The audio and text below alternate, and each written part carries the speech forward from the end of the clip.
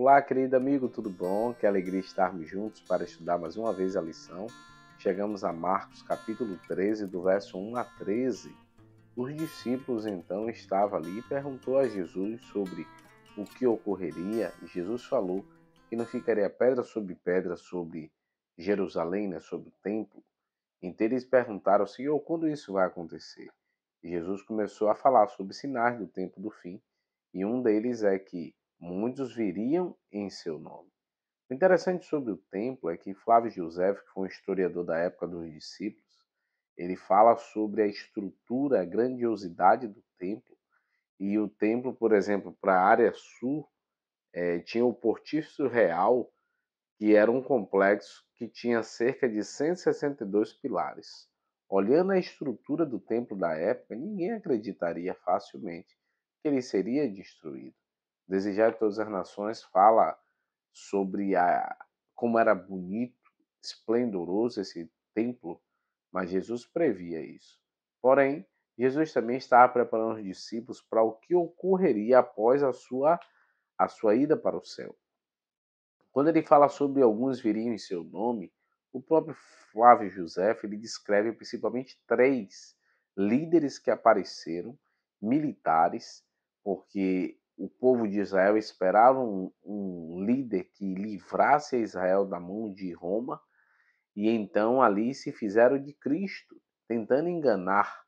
Então não era só referindo ao tempo do fim, como nós esperamos, mas o que ocorreria já naquela época. Já surgiu falsos cristos, falsos ensinos, e por isso Jesus estava já prevenindo os discípulos com o que iria ocorrer. Aplicando para o tempo do fim, nós também precisamos estar atentos. Há muita mentira misturada com verdade, que se torna mentira, e a gente precisa viver pelo assim diz o Senhor, a palavra de Deus. Perceba que em Atos diz que eles perseveravam na doutrina dos apóstolos, além de falar do partir do pão, mas assim, o que os apóstolos ensinavam era o que Jesus ensinava. E nós seguimos a Bíblia porque reconhecemos a voz de Deus, Cristo falando a nós e também os discípulos. É isso que devemos ensinar e praticar a cada dia. A lição chega a dizer assim, ó, os seguidores de Cristo também seriam perseguidos e julgados, e alguns seriam mortos. Mas em meio a tudo isso, Jesus indicou que ainda não seria a sua hora. Para não serem enganados, Jesus só falou que isso era princípio do fim. Era um sinal que o fim se aproximava. Porque se a gente for falar de guerra, rumores de guerra, desde aquela época já tinha guerras. Então, olha aí a Primeira Guerra Mundial, a Segunda Guerra Mundial. A gente percebe então que Jesus estava ali apontando que isso iria tomar intensidades maiores, mas ainda eram sinais, ainda não era o momento dele vir. E assim a lição diz, ó, além disso, o Espírito Santo lhe daria as palavras para falar na hora certa. A conclusão dessas palavras introdutórias da profecia de Jesus é que o povo de Deus não deve temer as turbulências e provocações. Precisamos nos manter firmes em meio à verdade, confiando que o bom Deus irá nos guiar e que Ele sabe o melhor para a nossa vida.